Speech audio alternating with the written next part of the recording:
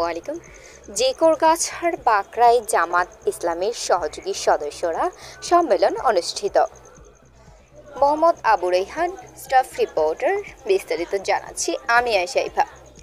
জেকরগাছার বাকরায় পীর সানাউল্লাহ মোড় ওরফে গোন্দর মোড়ে বাংলাদেশ জামাত ইসলামীর বাকরা শাখার আয়োজনে আজ 24শে এপ্রিল 2025 তারিখ বিকাল 4টার সময় বাকরা সানাউল্লাহ মোড়ে জামায়াতের আমির বাকরা শাখা মাওলানা আব্দুল খালেকের সভাপতিত্বে ও অধ্যাপক মামুনুর রশিদ এর সঞ্চালনায় জামায়াতের সহযোগী সদস্য সম্মেলন অনুষ্ঠান অনুষ্ঠিত হয়েছে।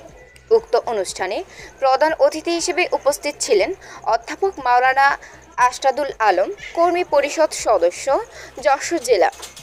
বিশেষ অতিথি হিসেবে উপস্থিত ছিলেন অধ্যাপক হারুনুর রশিদ, নায়েবে আমির, জিকরগাছা উপজেলা শাখা। উক্ত অনুষ্ঠানে মাওলানা আনোয়ারুল ইসলাম বলেন, ন্যায়নীতির আদর্শে কোরআনের আলো দিয়ে দেশ করতে হবে, আর তার জন্য প্রয়োজন কোরআনের আইন বাস্তবায়ন করা, আর তার জন্য যা করার দরকার আমাদেরকে তাই করতে হবে। আগামী দিন যাতে আমাদের ঘরের বাইরে না থাকতে হয়। বিশেষ অতিথির বক্তব্যে অধ্যাপক হারুনুর রশিদ বলেন, আমাদের দেশে এই পর্যন্ত রাষ্ট্রপতি সবই মুসলমান হয়েছে, কিন্তু কারো দ্বারা একটি কোরআনের আইন পাশ করানো সম্ভব হয়নি। দেশ ও জাতির কল্যাণ ইসলাম ব্যতীত কোনো কিছুতে সম্ভব না। জাতি এখন আর ওই আইন চায় না, চায় কোরআনের আইন।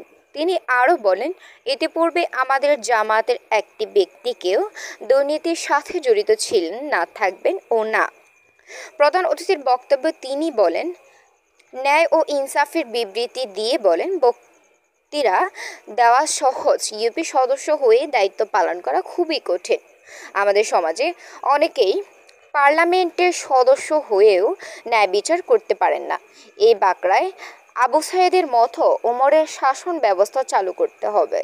সেজন্য আমাদের যারা কোরআনের আইন দ্বারা বিচার করবে এমন ব্যক্তিকে সর্বোচ্চ আসনে পাঠাতে হবে। অন্য ধর্মের ভাইদের উদ্দেশ্য করে বলেন, আপনাদের কোনো ভয় নাই, আপনারা মায়ের কোলে সদ্য নবজাতক শিশুর মতো নিরাপদে থাকবেন।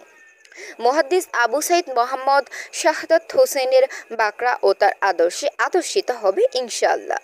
উক্ত অনুষ্ঠানে আমিনুর রহমান রবি, বিশিষ্ট সমাজসেবক কবি হেলাল আনোয়ার, আব্দুল আহাদ, আব্দুর রশিদ সহ জামায়াতের আরও অনেক নেতৃবৃন্দ উপস্থিত ছিলেন।